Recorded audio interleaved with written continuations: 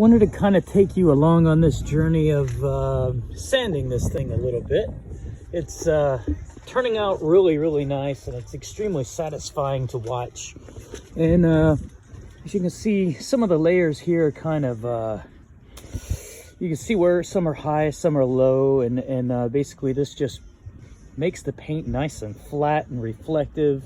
And this is what a lot of your professional painters and hot rodders call blocking.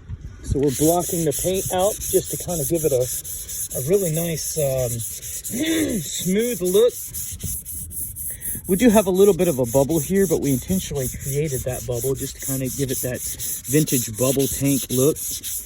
But my goodness, I mean, this thing is really just turning out beautiful. There's a certain bike I want to create, made by Schwinn in the 30s, and it's about a $20,000 bike. And I literally want to create that bike using these methods here.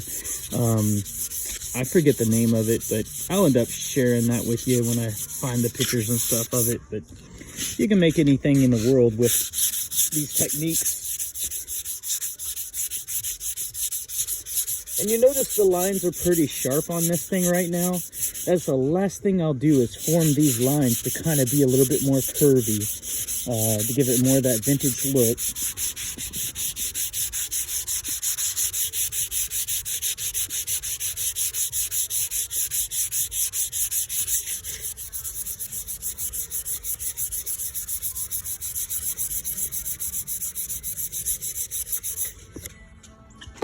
And one of the ancient secrets of body work is to close your eyes and just use your hand to feel for any kind of imperfections or high spots. And it's awesome.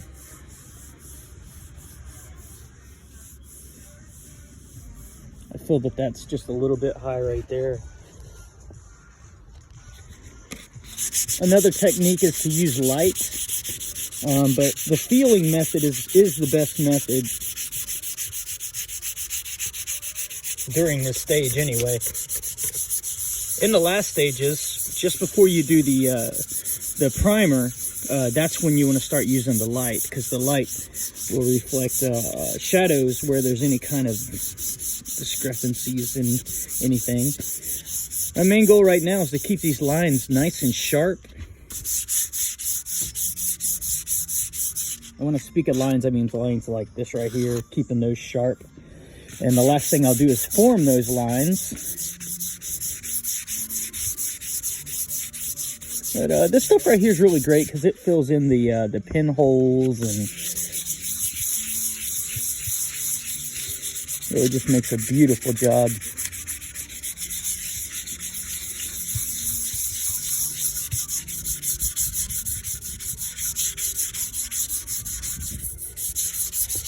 Today I'm sanding right now with 320. I'm going to be using a high build primer on this.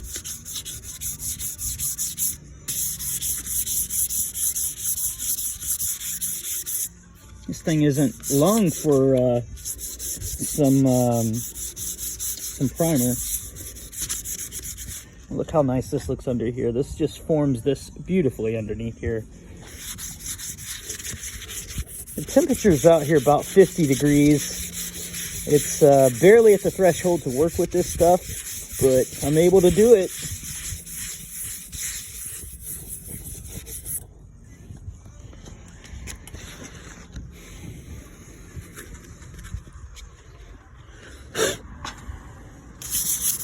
This stuff dries pretty fast too, which is really nice.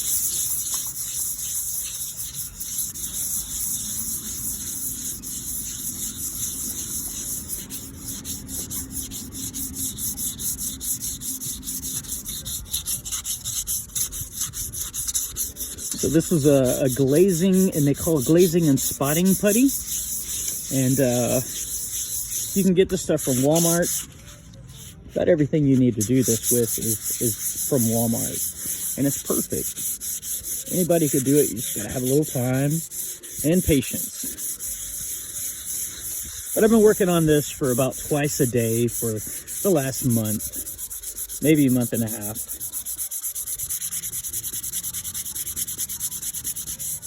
some days I couldn't do anything at all because it's either too wet or it's too cold, and you just can't do this if it's too cold.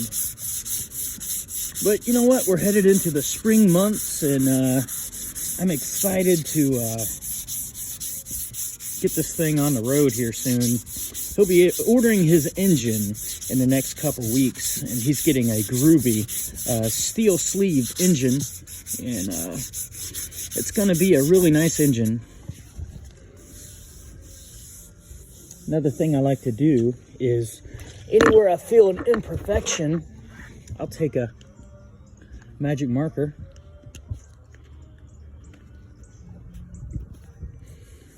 like there's a little something going on right here. You can kind of see it yourself. So I'll be smacking that little area right there. And coming down through here. This feels really nice. And that is how a tank is done. Thanks for joining us.